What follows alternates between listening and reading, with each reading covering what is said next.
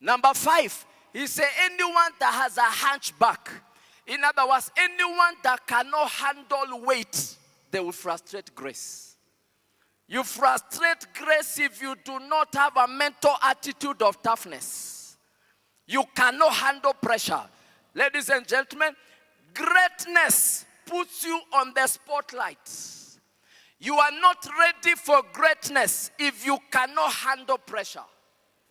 If you break easily, Proverbs 24 verse 10, it says, if you faint in the day of adversity, your strength is small.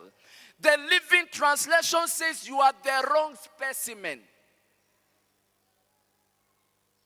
In other words, you are not the right material for greatness if you cannot handle pressure.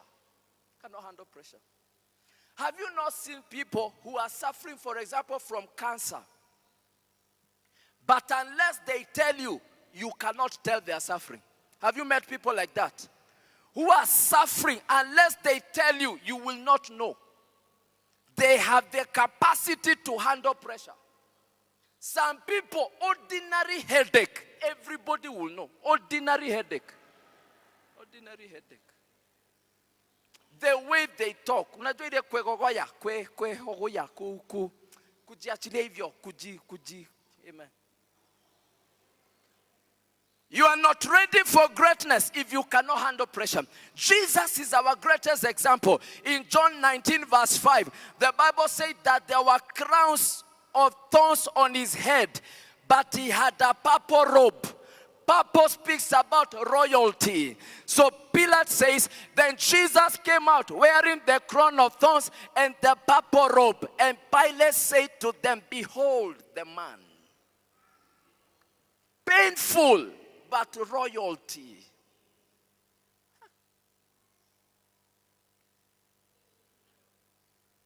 You need to have a mental attitude of toughness. Don't break quickly. Don't break.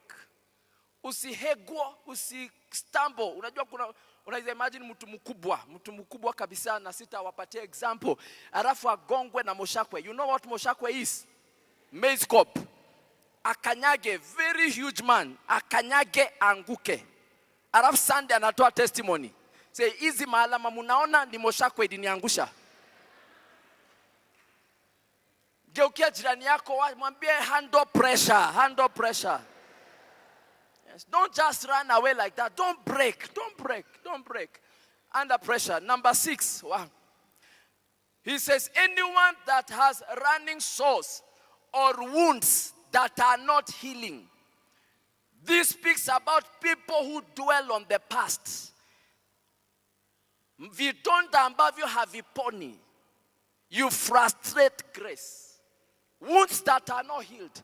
Something happened to you 20 years ago. Until now, haujapona. Una frustrate grace. Frustrate grace. 1 Samuel chapter 10, verse 2.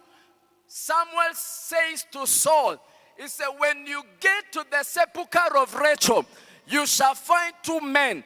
They will tell you whatever you are looking for has been found. Verse 3, he says, you shall go forward. You shall go forward. Let me tell you what that means. Saul was a Benjamin. His father was Benjamin. Benjamin was the son of Rachel. The moment Rachel gave birth to Benjamin, she died. She actually called him Benoni.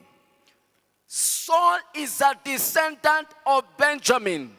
He said, when you get to the grave of your mother, the place of your pain, you shall be told what you are looking for has been found. He said, but don't dwell there. Go forward. The place of pain is the place of discovery, not the place of settlement. Don't dwell in the place of pain. Go forward. Go forward. Something happened many years ago and you are still there. You are still there. You are still there.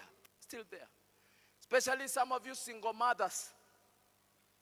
Something happened, the man broke your heart, but he left. You actually told your son kwamba baba yake aligongwa na kiroli. Lakini bado umekaa hapo kwa accident scene. Anybody that comes, unampatianga story. Kigari kikatoka na huku. Geukia jirani yako mwambie toka kwa accident scene. Go.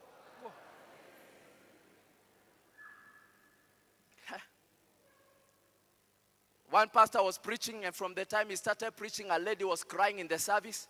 So pastor said to himself that God sent me for this one, if not for anybody else.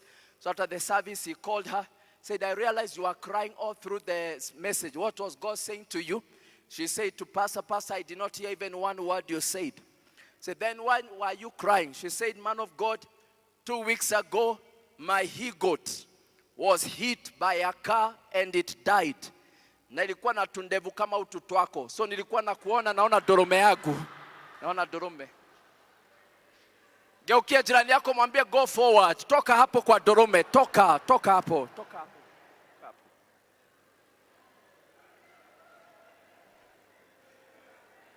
Lastly, amen. Hii ni last ya ukweli. He says, anyone that has crushed testicles, he shall frustrate grace. Bwana Yesu asifiwe. He said, anyone that has crushed testicles, he said, he shall not come. Please, msiangalie chini. Sio mimi niliandika Bible. He said, anyone, he said, he shall not come. He shall not come. That means anyone that do not have the ability to reproduce themselves, they frustrate grace. If you cannot reproduce yourself, you are frustrating grace. Frustrating grace. If you are the only one that knows what you know, you are frustrating grace. Thank you, Jesus. Greatness, please never forget, greatness is not what you can do, but what you empower others to do. Let me say that again. Greatness is not what you can do. Greatness is what you empower others to do. If you are the only one that knows how to do what you do, you are frustrating grace. You are frustrating grace.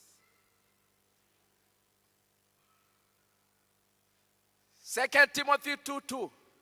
He said, the things that you have heard of me among many witnesses, you shall commit to faithful men, who shall commit to other faithful men. That is God's agenda, for you to reproduce yourself. Many of you here are too gifted, too much wisdom, too much experience. It is an abomination. Actually, it is not even an abomination. It is an abomination. Nation is small. For you to die with everything God has deposited in you. It is an abomination. Geukia jirani yako mwambie ni abomination, sio abomination. Who else benefits from what you do?